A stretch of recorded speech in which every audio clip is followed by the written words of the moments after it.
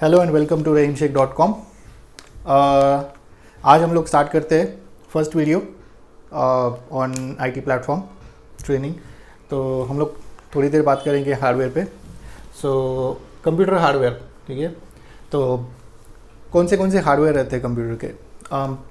बहुत सारे लोगों को ऐसे अंडरस्टैंडिंग है कि जिन लोग को आईटी का नॉलेज नहीं है वो लोग स्पेसिफिकली सोचते हैं कि जो डेस्कटॉप पे काम करता है, डेस्कटॉप फॉर्मेट इंस्टॉल और ट्रबल शूटिंग करता है, बस वही हार्डवेयर है। नहीं, एक्चुअली हमारे आईटी इन्वायरमेंट में डेस्कटॉप भी रहते हैं, लैपटॉप भी रहते हैं, बट इन सब के अलावा ये एंड यूज़र कंप्यूटर्स हो गए, ठीक है। इन सब के अलावा सर्वर जो रहते हैं, ठीक है। और ये जो सर्वर्स है मोस्ट ऑफ द टाइम जो वेंडर होता है HP, डेल, IBM, या फिर अगर हम यूनिक्स बॉक्सेस लिए तो सोलारिस और HP UX और AIX, ये जो जितने भी वेंडर रहते हैं वो वेंडर इनको सपोर्ट करते हैं और उनके इंजीनियर्स रहते हैं, या तो फिर उनका टाइप रहता है कुछ कंसल्टेंसी के साथ, जो कंसल्टेंट आकर उस सर्वर पे ट्रबल शूट करते हैं और उसको फिक्स करते हैं। तो हर किसी ने डेस्कटॉप और लैपटॉप को फिक्स किया होगा, तो इस पर हम लोग ज़्यादा बात नहीं करेंगे। Like every system, right, like desktop या फिर सर्वर भी ले लो, तो इन सब में कुछ कंपोनेंट्स रहते हैं, राइट। सबसे इंपॉर्टेंट रहता है उसमें CPU, ठीक है, जो उसका CPU प्रोसेसिंग का काम करता है। अभी तो हर किसी को CPU, रैम और GPU ये क्या होता है मोबाइल वर्ल्ड की वजह से सबको पता है, तो हम लोग ज़्यादा टाइम स्पेंड नहीं करते। लेकिन CPU ये जो कंप्यूटर का ब्रेन है उसको CPU बोलते हैं, ठीक है। और बहुत लोग जो CPU का जो बॉक्स है उसको भी CPU बोलते हैं। तो CPU एक चिप है जो आपका कंप्यूटर प्रोसेसिंग का काम करती है, ठीक है। CPU इंस्टॉल करते हैं उस पर्टिकुलर पार्ट को बोलते हैं मदरबोर्ड, ठीक है। मैं सिर्फ MB लिखता हूँ, ठीक है। तो मदरबोर्ड पे CPU आपका इंस्टॉल होता है और मदरबोर्ड पे बेसिकली सब कंपोनेंट्स कनेक्ट होते हैं। इस पे सब कुछ रहता है, ग्राफिक्स कार्ड भी इस पे इनबिल्ट रह सकता है, या तो आप उस पर एक्सटर्नल बिठा सकते हैं। उसमें अलग अलग स्लॉट्स रहते हैं जिसको वो कनेक्ट करता है, ठीक है। मदरबोर्ड के ऊपर CPU बैठता है, प्लस उसमें बैठती है RAM, random access memory. RAM actually क्या करता है, ऑपरेटिंग सिस्टम को जो भी काम करना होता है वो सब कुछ सेव होता है रैम में, ठीक है। रनिंग होता है, ऐसे सेव की जगह पे बोलते हैं रनिंग होता है।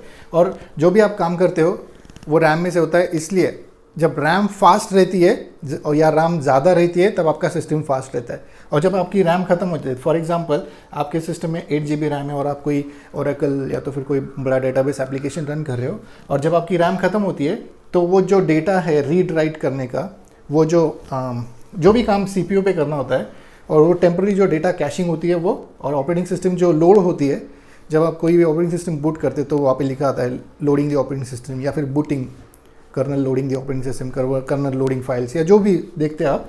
तो वो क्या होता है, जो डेटा हार्ड डिस्क के अंदर है वो रैम के अंदर जाता है, ठीक है, टेम्पररी यूज़ के लिए। और फिर वो हम लोग वो जो ऑपरेटिंग सिस्टम है वो रैम के अंदर जो रीड राइट यूज़ करके वो जो भी चेंजेस है आपको फ्रीक्वेंट एक्सेस के लिए देती है, ठीक है।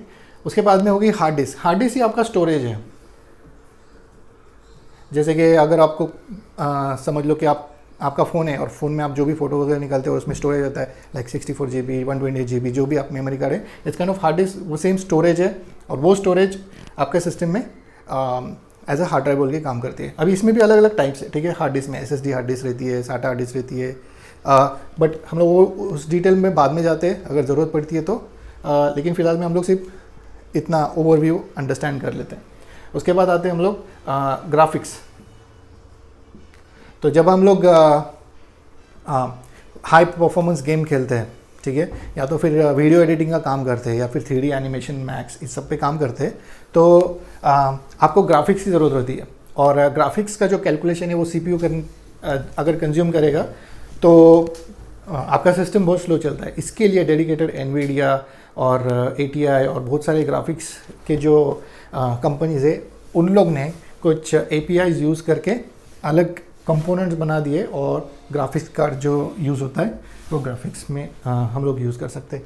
इन सब के अलावा तो ये हो गई कॉमन चीज़ें जो हम लोग डेली CPU में देखते हैं, ठीक है, आपके घर के PC या लैपटॉप में देखते हैं।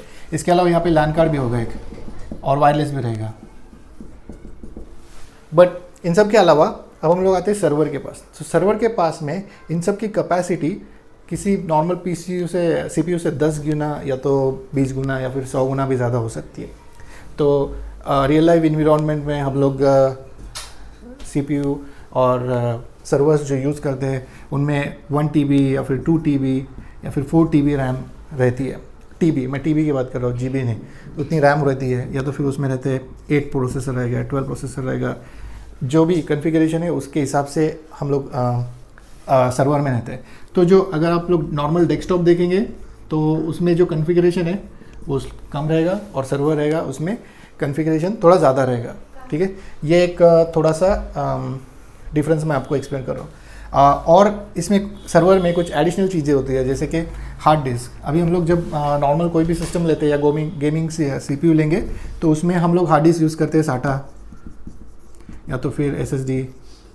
ठीक है, और उसकी जो स्पीड और कैपेसिटी रहती है समझो 500 GB या फिर 1 TB, राइट। लेकिन जब हम लोग सर्वर यूज़ करते हैं और सर्वर के अलग अलग आर्किटेक्चर रहते हैं, उसमें हम लोग जब बात करेंगे तो उसमें स्टोरेज कैपेसिटीज़ TB में रहती है, लाइक 6 TB, 12 TB, 100 TB।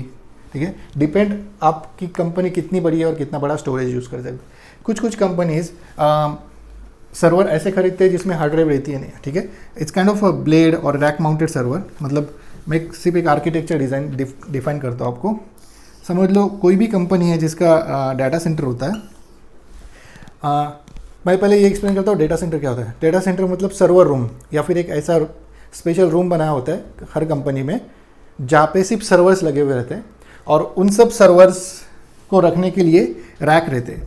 तो एक डेटा सेंटर में 10, 5, 50, 100 जितने भी ज़रूरत पड़े ऐसे रैक्स रहेंगे और उन सब रैक्स में अलग अलग सर्वर्स रहते हैं। ठीक है, और इन सब रैक में हम लोग कभी कभी हम लोग डिफाइन करते हैं कि नेटवर्क की अलग रैक रखेंगे और सर्वर की अलग रैक रखेंगे। ठीक है, और हम लोग क्या करते हैं, इस रैक में रैक माउंटेड सर्वर्स रहते हैं। तो ये रैक डिज़ाइन ही इसलिए होती है कि इन रैक में सर्वर्स को हम लोग लेयर्स में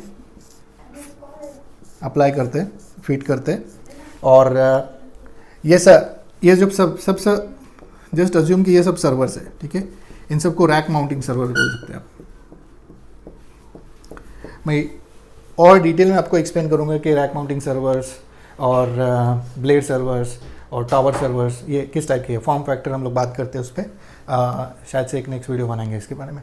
बट ये सर्वर है और इन सब सर्वर का कॉन्फ़िगरेशन जो रहता है, इनकी मेमोरी TB में रहेंगी, इसमें 8, 10, 20 CPU रह सकते हैं। ठीक है, डिपेंडिंग अपॉन रिक्वायरमेंट या फिर कंपनी की रिक्वायरमेंट जितनी ज़्यादा है, वर्कलोड उनको कितना रखना है। ठीक है, तो ऐसे सर्वर रहते हैं और नेटवर्क डिवाइस में यहाँ पे स्विचेस लगे हुए रहते हैं। ठीक है, और इन स्विचेस को भी डिवाइड किया हुआ रहता है, स्विच, राउटर, फायरवॉल, अलग अलग कंपोनेंट के हिसाब से।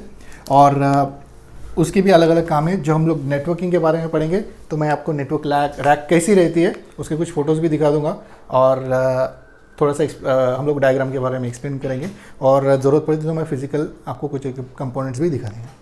ठीक है, तो ये हो गया लिटिल बिट अंडरस्टैंडिंग के डेस्कटॉप उसमें क्या क्या कंपोनेंट्स रहते हैं, सर्वर के कंपोनेंट्स डेस्कटॉप से किस तरह अलग रहते हैं। ठीक है, थोड़ा उसमें बात कर लेते हैं कि इसमें CPU। तो मैं आपको बता रहा था कि सर्वर में बहुत बार आप इन फ्यूचर ऐसा देखेंगे कि आपके करियर में, मतलब अभी फ्यूचर में नहीं, आपके करियर में ऐसा देखेंगे सर्वर से, लेकिन सर्वर में हार्ड ड्राइव नहीं है। ठीक है, हर सर्वर कनेक्ट होता है एक अलग स्टोरेज से और वो स्टोरेज की कैपेसिटी रहती है कुछ 400 TB।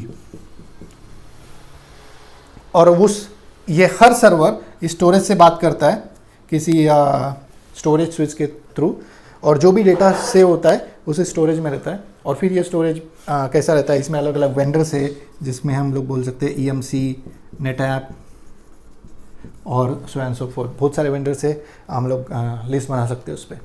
बट एक EMC और नेटऐप ये बहुत कॉमन स्टोरेज है जो हर कंपनी में आपको दिखने में मिलेंगे। तो ये हो गया स्टोरेज आर्किटेक्चर।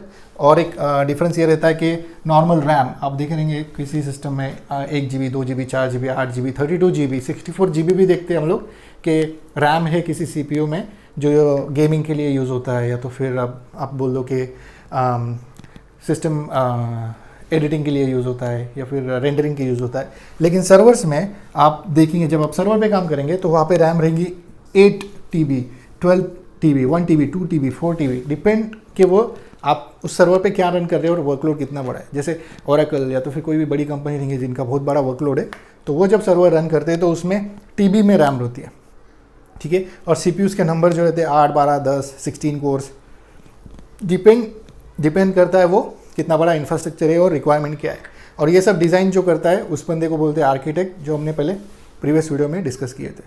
तो उस पर भी हम लोग आएंगे बाद में। अभी फ़िलहाल में तो हम लोग सिर्फ हार्डवेयर के बारे में बात कर रहे हैं, और नेक्स्ट वीडियो हम लोग सर्वर के फॉर्म फैक्टर और किस तरह से सर्वर्स दिखते हैं उस पर बात करते हैं। तो ये वीडियो यहाँ पे स्टॉप करते हैं, और thank you so much for watching. इस वीडियो को शेयर करो, सब्सक्राइब करो, और क्या लाइक करो, घंटा दबाओ, जो भी करना है करो। Thank you so much for watching.